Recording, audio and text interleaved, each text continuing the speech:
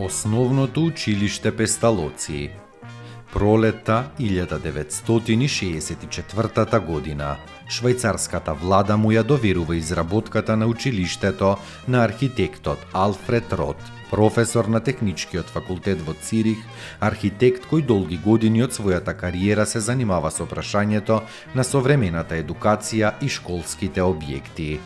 Во почетокот на јули 1964 започнуваат првите договори со представниците на Собранието на град Скопје за предложениот програм во однос на новата градежна конструкција за сеизмичкото градење, која во моментот на градење е пионерски зафат во областа на градежништвото на светски рамки. На 5 септември 1966 година е потпишан договор за изградба на училиштето, а 1967 започнува градењето во соработка на швајцарските проектанти со градежната оператива на ГП Бетон Скопје. По 2 години изградба, на 12 јануари 1969 година, на роденденот на швајцарскиот педагог Јохан Хајнрих Песталоци, чие име го носи училиштото, истото е свечено пуштено во употреба и ги отвара вратите за првите ученици.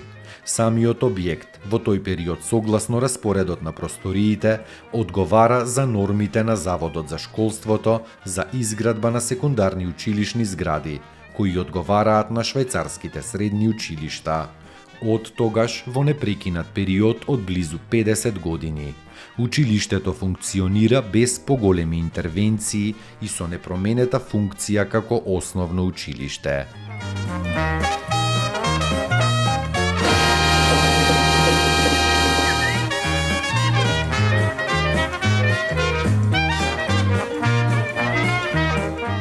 Порта Македонија.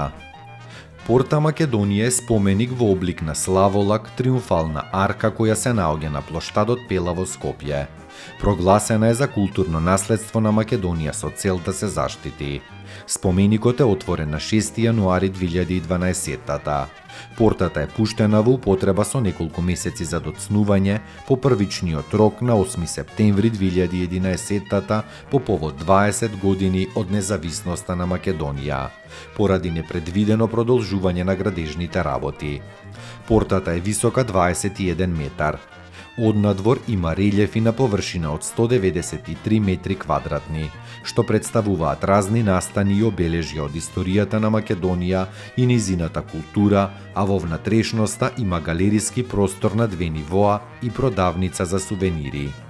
На горниот дел од Порта Македонија има платформа за наблюдување со 3 дурбина, а дотаму водат 2 лифта и 2 скалишта, дело на вајарката Валентина Стефановска.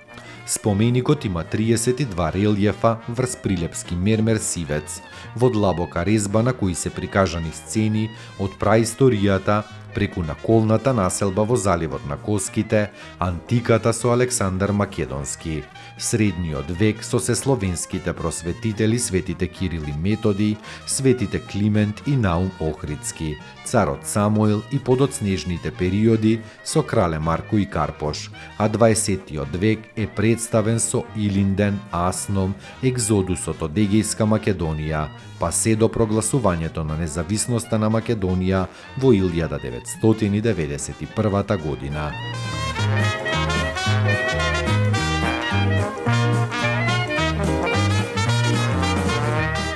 Покрај историските сцени, страничните ѕидови се украсени со артефакти од народната материјална култура, како и 4 бронзени статуи на аглите врз первазот.